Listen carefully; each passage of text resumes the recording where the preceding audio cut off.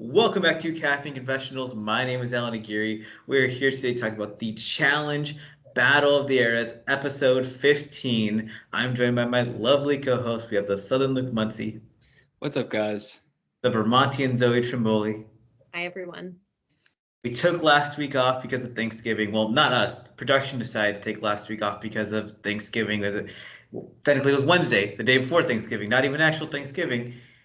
And I'm kind of pissed off on it now because this week's episode, I'm not saying it's the worst episode in challenge history, but I'm saying that this episode could have been an email. This episode could have aired Thanksgiving Day at noon, and it would have been just fine. This was a filler episode if I've ever seen one, and on top of missing because of the VMAs, and now last week, it's dragging on. There's no content.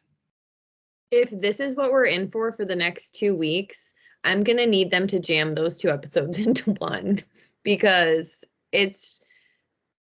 they're fumbling it right now, right? Like just they're dragging it out when they didn't need to. And so there's just too much dead air in these episodes. I think if it was cut down to an hour, it would have felt a lot better, but it's too long.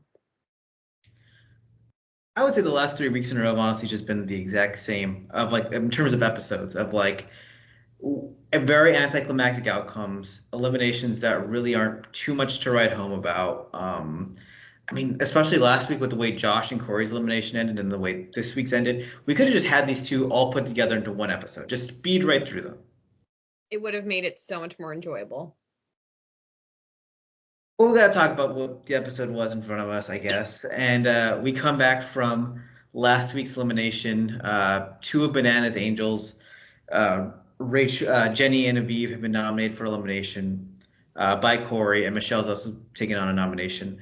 And you see Bananas and them kind of like talking about Cara. It's like, oh, she's playing. It seems like she's playing the game now. Oh, it seems like she's not playing oblivious anymore.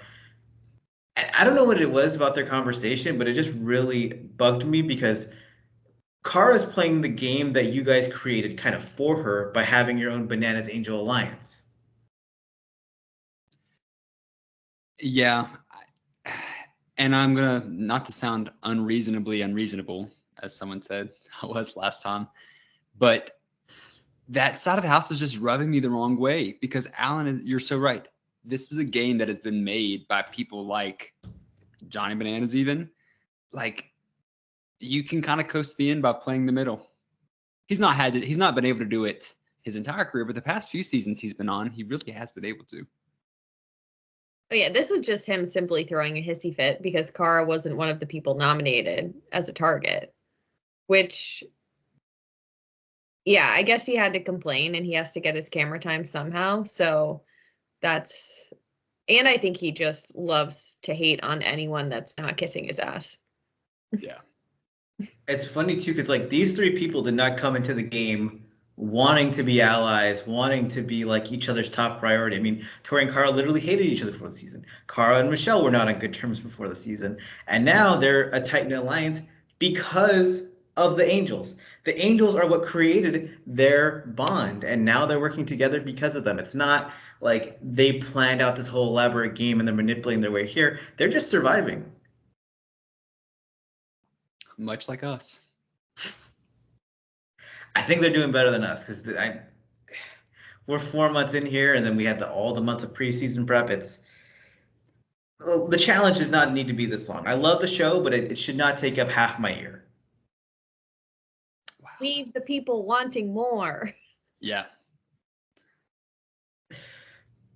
Moving on. Okay, time to go to the daily challenge. Yeah. Okay, I will say this was the most riveting part for me, the daily challenge, because it freaked me out.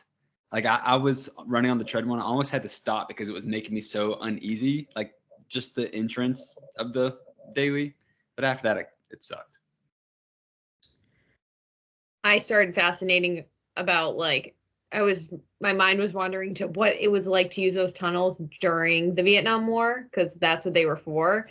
So basically, I zoned out for most of this daily and was just thinking about people scurrying around in these tunnels during the Vietnam War and what a mind fuck that must have been. Yeah, that's oof. And yeah, I think both of you are like absolutely right in that because like I went to that same place away, but what Luke said too, the first time I saw this like daily challenge, like damn, this is so intriguing of like the darkness and like scavenging through, and it's so like this like aesthetically is a cool daily challenge. But then after you see one person go, and then you're like, wait, this is gonna take up 30 minutes of my episode, and I got the how cool it was or how interesting and scary it was the first time. I don't need to see it 9 times in a row again after that. It really made the episode draw out, but I don't even know what they would have shown otherwise. They really should have just montaged every single person together. That would have been much better. It was rough. Like, I think the daily challenge itself wasn't terrible, but watching it, it didn't translate to TV well. Yeah.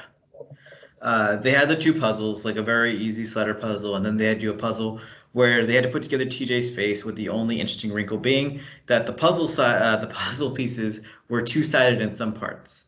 So that threw some people for a loop, specifically Giant Bananas, who did not figure out the entire time, the whole daily challenge. He times out because he did not know they were two-sided at all.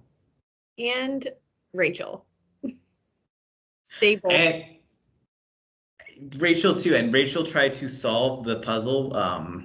She tried to solve it before she put it in the like the puzzle piece zone, like horizontally. But if you don't know they're double sided, like she didn't even flip them over. She didn't even like take that aspect of it because she was just trying to solve them all like as if it was a one-dimensional puzzle.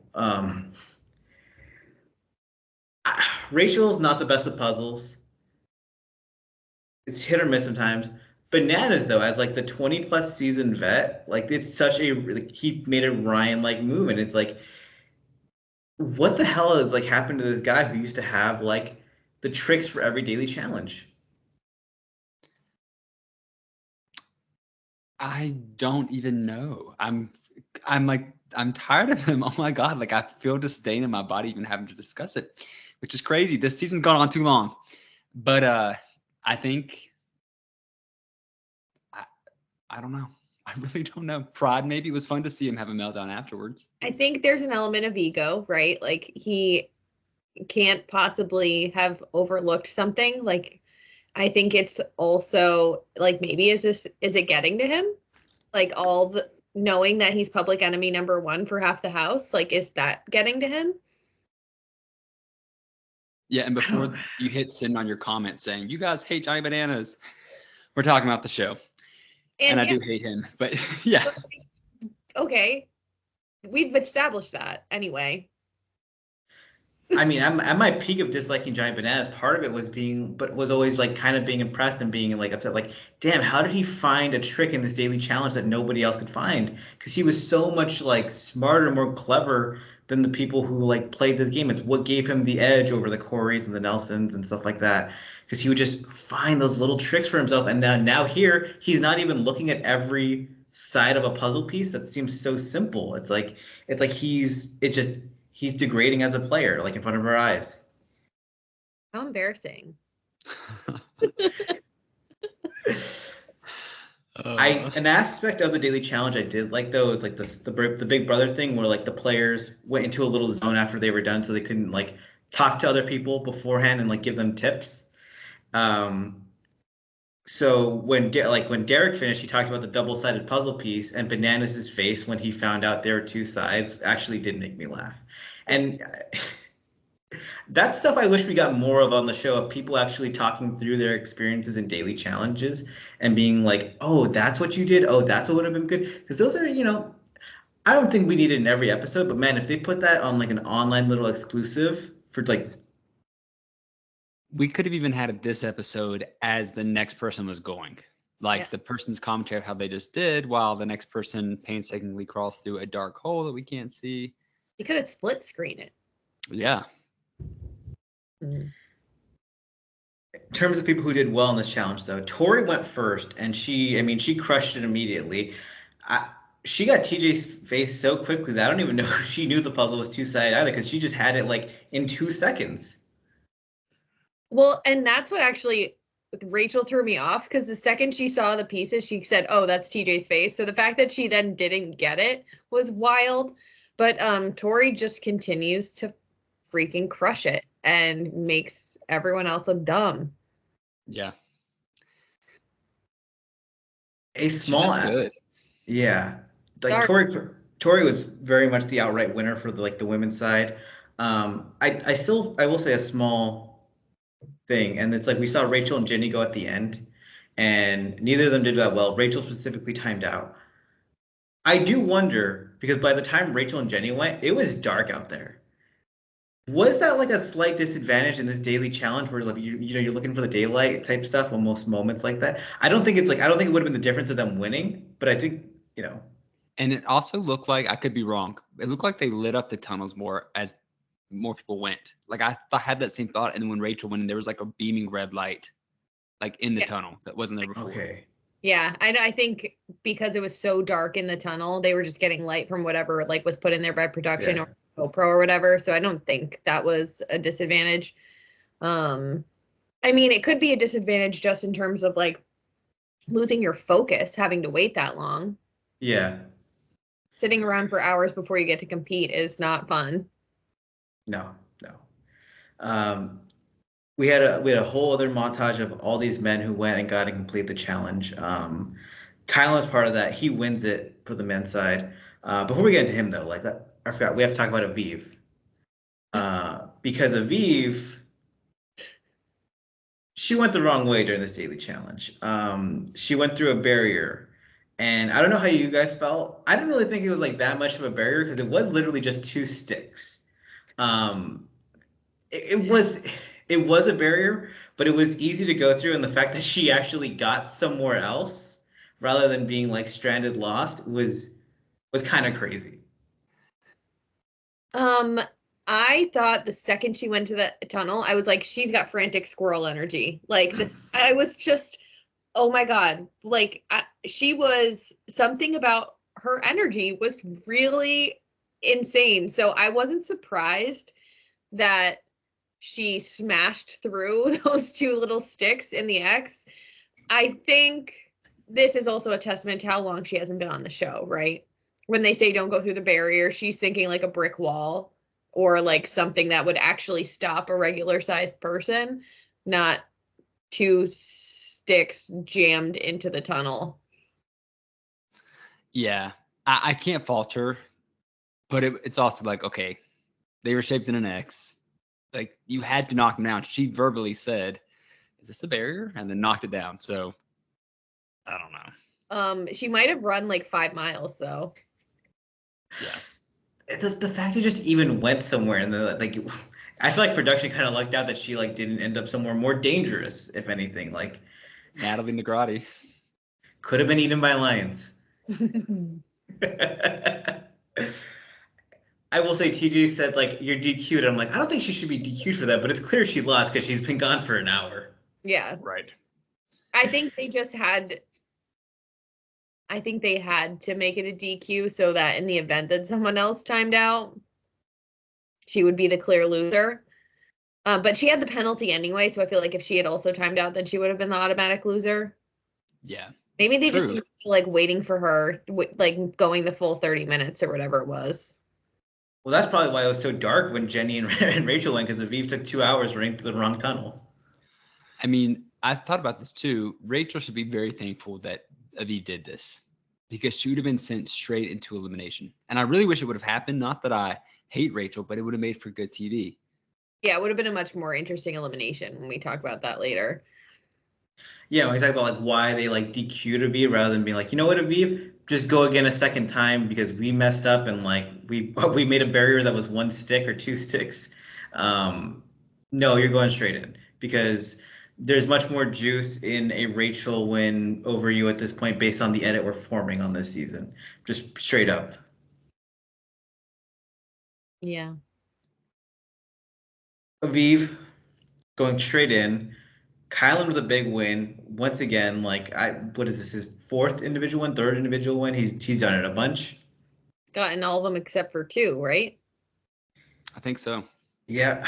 Uh He wins. Tori wins again. Michele is ecstatic because that means she's safe now. She's literally celebrating like it's her championship, which good for her staying out of elimination. And it's crazy to see that her and Kylan have this bond now. Too, given I mean we saw later in the episode like what happened on 39. I think it's especially important knowing that last week was a physical elimination. Like Michele had a lot to be worried about going into this week, thinking that, okay, like we're starting to put physical eliminations back into the mix. So her going up against Jenny would have been terrible, and Aviv would have been a toss up, I think. Yeah. And even if it's like it was a puzzle, facing Aviv isn't like it's not like facing Olivia or Naya either. No. Back to the house, and we get more of like the Kara, Tori, Michele friendship that we kind of talked about in our previous episode. I honestly think this was the best part of the whole episode. I do too. And I really thought we were going to get some flashbacks, but we didn't. Yeah, they throw a whole surprise party for her that's literally just contained to their friendship side of the house. They're like, we're not going to involve the angels. Like, we're not going to make it fake, which is like our little crew here. We're going to have a party. Kara dressed up as her alter ego Carl. Tori dressed up as Devin, which I'm so tired of that wig because it just any other hairstyle but that wig looks like Devin. Like Bob Ross's cousin. Yeah. Like Tori's actual hair now looks more like Devin than that wig. I feel like he's never seen Devin before.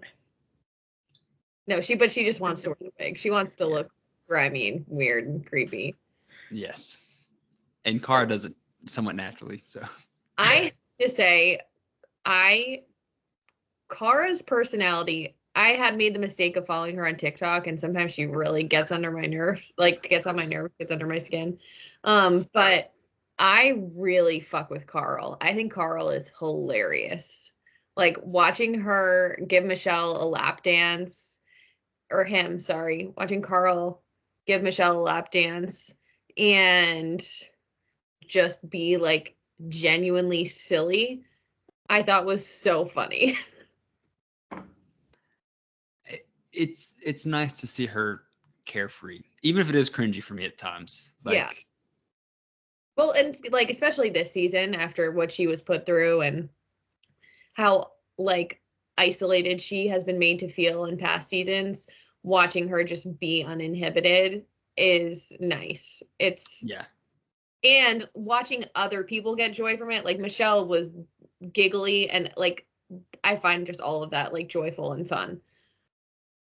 Yeah. Do you guys know the Costco guys? Unfortunately. It's the father and son that go to Costco and their whole family, like they're basically TikTok influencers. They have very similar energy to Kara, Tori, and Michele, where it's like kind of cringy, but it just seems like they're having a genuine good fun time. So I'm not gonna hate. I'm like, you know what? If these people are having fun and they're not hurting anyone, why should I hate? Yeah. It does not feel similarly with Costco guys. No, the Costco guys are weird. As is this friend, they really are. I'm so sorry to those children, but like they're gonna be just fine. They'll make money. No tangents here. Okay, I'm done. I caught myself. I really wish they utilized this episode that had not much in it to show maybe some of the conversations Tori and Kara have had in this house to get to this point. And even if they didn't have it on camera, which would be a mistake, show us the flashbacks of how they were friends at one point and the wedge that got drawn between them. And instead, it's never thought I'd say we're friends. We're friends. Yeah, it's weird because there's been some really great editing on this season, and these things feel like really lazy editing. Mm-hmm. It's one of those weird things too, because a lot of their beef was not on the show. I mean, it was like 6 years of Kara not being on the show, them not being on a season together. I mean, there was the World of Worlds 2 stuff, and there was the reunion stuff last season. But even then, there's a whole gap of the show where it was a lot of like online he said, she said stuff. And even if they had that, but they also have clips of Kara. She did that like after show last season where someone said, "When are you going to return?" And she said, "Well, Tori's won, so I can come back now." Like they have that in their vault. They own that. They can use it. They don't have to use social media stuff. But instead, no, they're just friends. this is what like the true fans want, and this is like stuff that literally was not in the episode that we just want. This is because what's given in the episode to us is a bit lacking. I also think it would be good for new fans of the show who don't know all the backstory. Yeah. I have to question if we have new fans. I'm not sure if you've seen the ratings. Ooh. But you're exactly right. They insist on competing with Survivor too, so whatever. Yeah. Okay, there's also haters to this fun they're having because we also saw a scene with all of the parties going on of Bananas and Aviv and Jenny, and they're still talking about feet and stuff like that. And like, man, why don't they like us type stuff? Why are they so like they don't like you because you guys are very much on your own, having your little foot stuff. Like again, it's another scenario where you created the divide, and now they're just having fun and built camaraderie out of the divide that you guys created. Do you think if Rachel and Aviv and Jenny like made a point to go have fun with them and go hang out and like not be all about the game, how do you think Bananas would handle that on a social level? I think that he would then excuse it and say, if it lets the girls have a night off from fun, I'm fine with it. If it were Rachel and Aviv, I think if Jenny had done it, he would have a conniption. I'm just highly speculating here, but like I think he picks and chooses, much like we do. Fair. I'm just like, I think about if his ego would be able to handle them setting the game aside and just not wanting to be miserable and playing footsie for 5 hours. And it's like, let the joke go. The amount of times he mentioned feet today where people just went, ha ha. I think he might need some therapy. Yeah. But I have to think too, like, editors could have let that joke die, but they think that's funny. They think that's what we want to see. Little like 3-second quips as opposed to like real storytelling. It's just bizarre. People, with Kara and her alliance on World War II, people that Kara's cool. I'm watching this season and I'm like seeing the way Rachel and Jenny and Aviv are talking, and it almost seems cultish with their Bananas Angels alliance, which like moves us to Deliberation, which we didn't need. We knew that Kyland was gonna save Michele. But in that scene, Tori decides to like stir the pot a little bit and ask Jenny and Aviv, like, hey, if Bananas had been in the elimination and he had won, which of the three of you would have been the person nominated?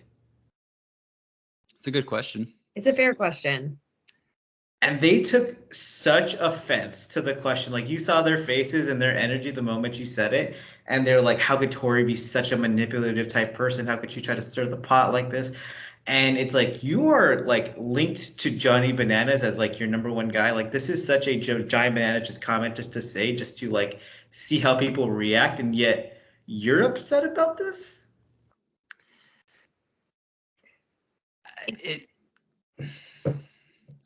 I'm not unreasonably unreasonable, and I don't dislike Tori because of Amanda. I have good reasons that I shared afterwards. Wouldn't you agree, Zoe? Last week. However, because I'm a rational human who can think, Tori's saving this season because that had the opportunity to be the most boring thing I've ever watched. She asked a good, intriguing question. I just find it really interesting when people choose to be offended and choose not to be. Like, even with them getting upset about Michele making the comment about footsies, like, oh my God, how dare you? This can impact Aviv's marriage. Well, so could her playing footsies on it. Like, it's very strange. You're on a reality show and there needs to be conversation. Did they want them just to sit there and say, all right, girls, like, play the friendship game and go win against each other and like, may the best woman win? Because that sucks TV wise. That's what they wanted. Yeah. And I also think that it makes them uncomfortable because they have to actually think about the situation for a second. And for both of those two, they should be sitting there knowing that Bananas is going to pick Rachel over them because Rachel's shown she can win a daily.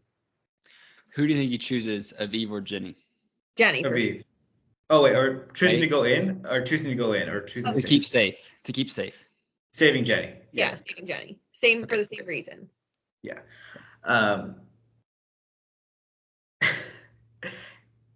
I feel like Jenny and Aviv also should have been both known in that moment and just said Aviv. Like, like that just have some self-awareness. Kylan also made the joke even too at that point. It's like, well, Michele did throw me in a bunch of times last season, and I harped on it before. It because I've seen a lot of people actually criticize Kylan online for like aligning with Olivia and Michele when they were part of the alliance to throw him in a bunch last season. Kylan got thrown into a season where he only knew 5 people, or played with them prior. And Nerys went out day one. Horacio basically went out with her the moment she was gone. So then he knew nobody except those two. I also I just want to point out that Kyland has been winning, so it's been a non-factor, but his relationship with Michele is probably the most important male-female relationship in terms of like Michelle's gone into 3 eliminations. She's had to nominate targets, and Kyland will never be one of them. So if you think there's a chance Michele has to go into another elimination, she's a really good ally to have. Yeah. And in terms of Kyland working with them, that's something that I do like about the challenge is that, well, when it happens, people don't always have to work with the same alliance. Sometimes they're forced not to, but sometimes they just branch out. Unfortunately, this season we see with Rachel too with Bananas. But I mean, if her era had stuck around, I don't think he'd be a top priority for her ever. It's just that that's kind of where things fell. In a different format, I think Kylan would have actually maybe tried to take shots at Michele and Olivia because of last season. But in this format, it's like he needed them. He needed to mend those fences. And what Kylan has done this season is actually so impressive because, like, numbers wise, he should have been like had one of the biggest targets on him and just been a really easy vote. Instead, he's just won challenge and elimination and kept himself safe by just being a top player. And I'm going to tack Michele on there too, because the fact, we've said it many times, the fact she made it past night 1 is crazy. Any subsequent night after that, even crazier.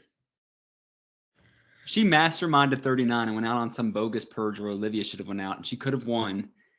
People did not like her, like crazy. And she said it in the final 5 of like the season with the strongest female cast ever. It's hats off to her. Hats off to Kylan. If Kylan can win this season too with everything he's done, like it's up there for like all-time challenge wins. Yeah. We actually did before we go to elimination. We got a little scene between Corey and Kylan where they talked about how, Corey said like, "Hey, if I don't win, I want it to be you because we haven't had a black male winner since Nehemiah on the Gauntlet 3." And they flashed back to the win, and it wasn't even like Nehemiah just like standing atop the mountain. It was, well, Big Easy died, so you guys win by default. And that was the last time a black male won the challenge, the flagship show. Right. Which is crazy.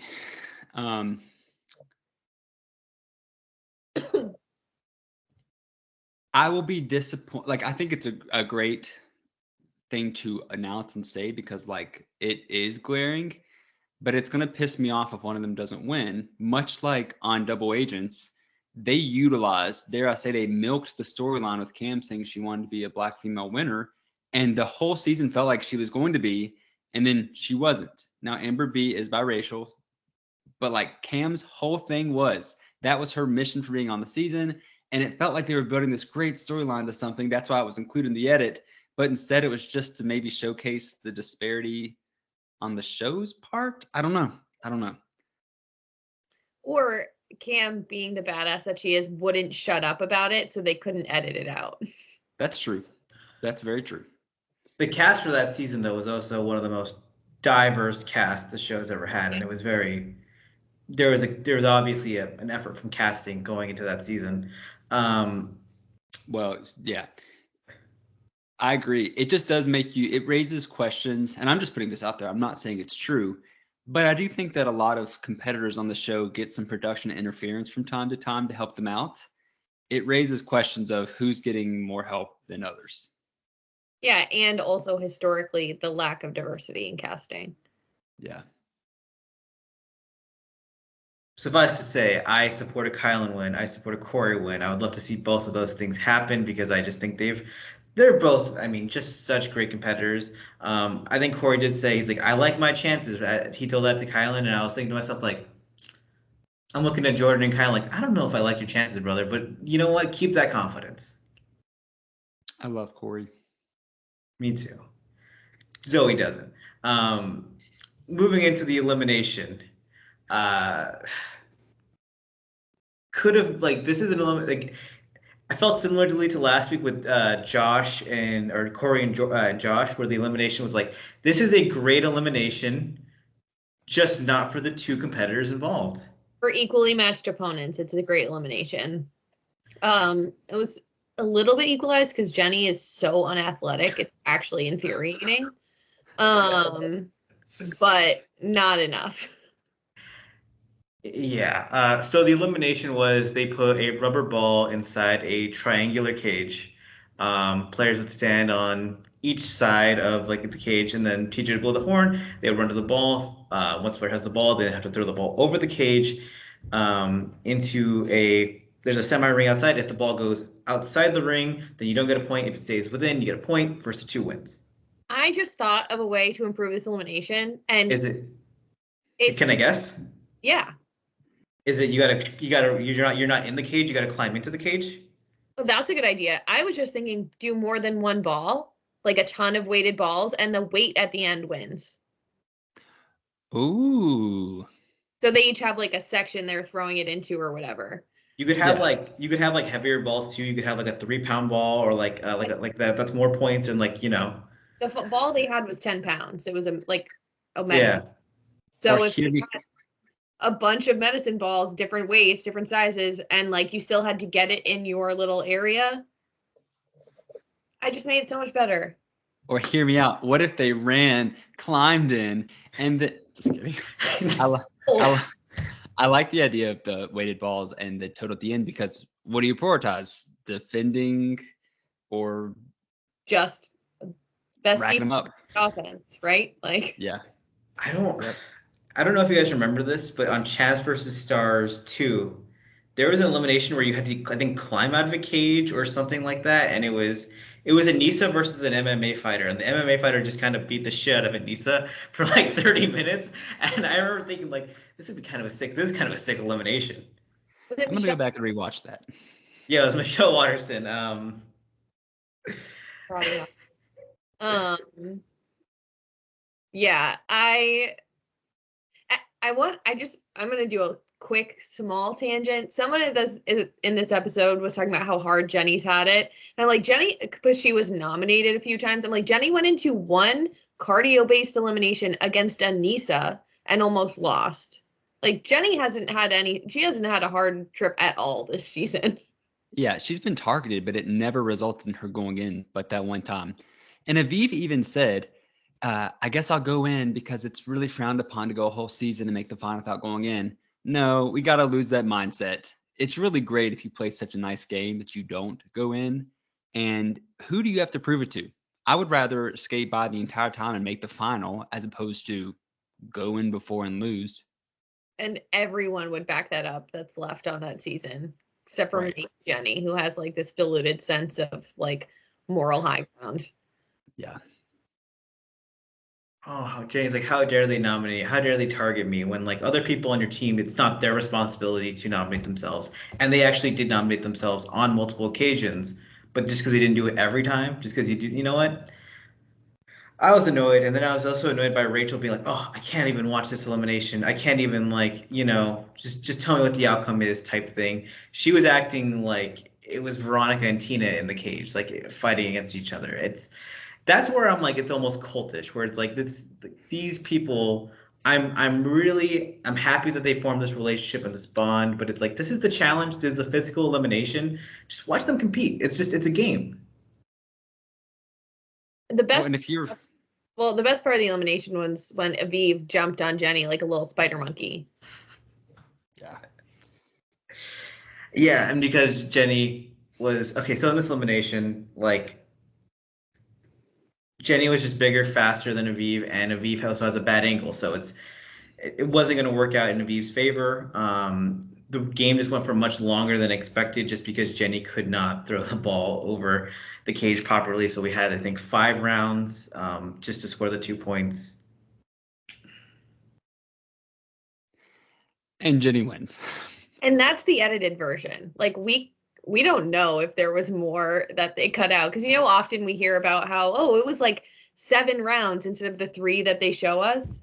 I would not be surprised if Jenny missed way more than that, because her athleticism leads me to believe she would have needed some practice to figure out how to throw that. Yeah.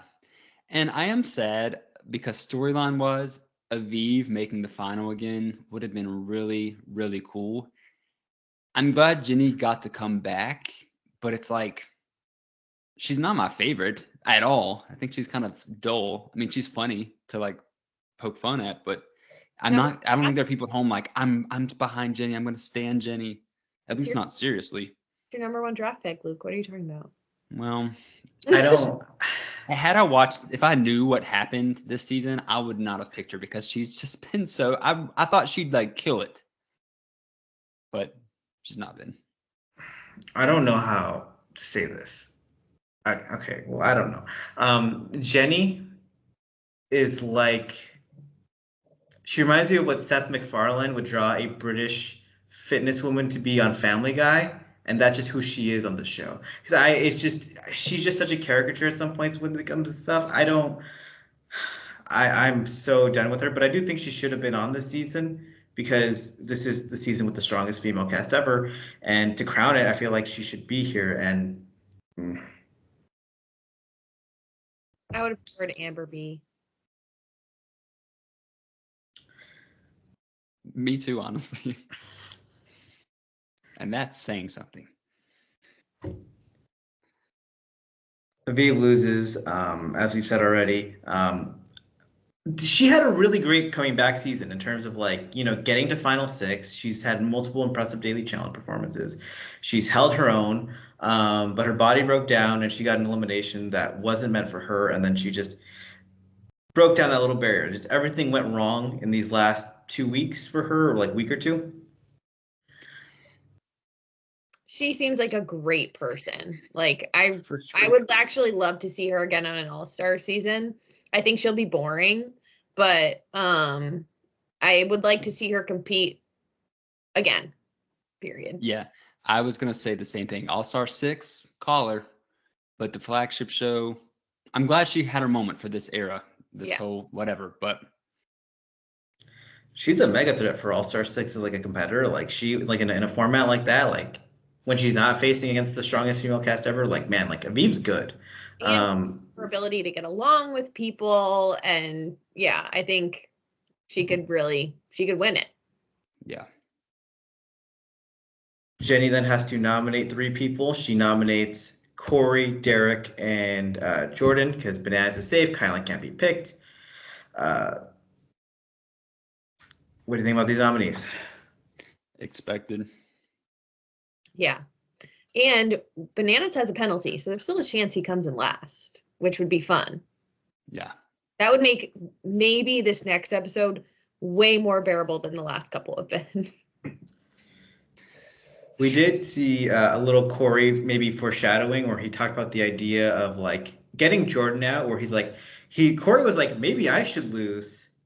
He said if Jordan loses, he's actually maybe I should lose, and then I should take Jordan out to give myself the best shot to win in this final because I don't want to face Jordan in the final. Which if Corey were to take out Jordan, then that would actually be such a fast forward winner's arc type thing of win 4 eliminations, take out the biggest threat. I agree. I think it's smart, but in this hypothetical, that means Jenny or Michele has to win the daily. That's right. But I do think, I'm glad that he's at least thinking about it, that he's much smarter to go after Jordan now than try to go up against him in a final. So to Corey for having some self-awareness, because most of them don't.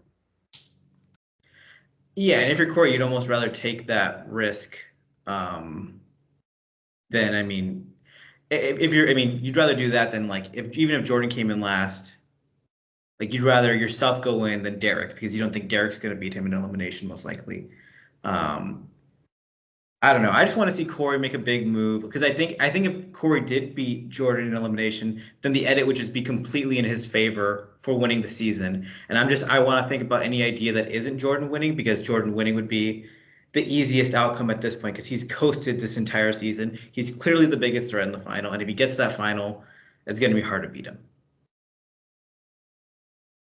Yeah, I want Kylan to win, but my next choice would be Jordan just because I want to pick away at the idea that Bananas is the GOAT. Yeah. Anything else we need to talk about? No, I didn't even think the preview for next week was clear as to what was going on. There was a lot of words, but I couldn't really make it out. Yeah, we got a really long trailer for next week, and it was just kind of all over the place. And then the previous week's trailer, they had swimming involved, and then no swimming this episode. I don't know what's going on. And then I saw like they had a car over water, and I Yeah. think so. Maybe that was like maybe they put stuff from last week's for next week's in last week's trailer, and then that's going to come out this week. I have no idea what's going on here because I mean, last week I speculated that if they're swimming in the daily challenge, I don't like Kara's chances. But if it's a men's week next week, I don't like Corey's chances. And then they obviously highlighted Kylan's ability in the water. Actually, if it's in the water, then I think Jordan has a pretty damn good shot at being safe and going to the final.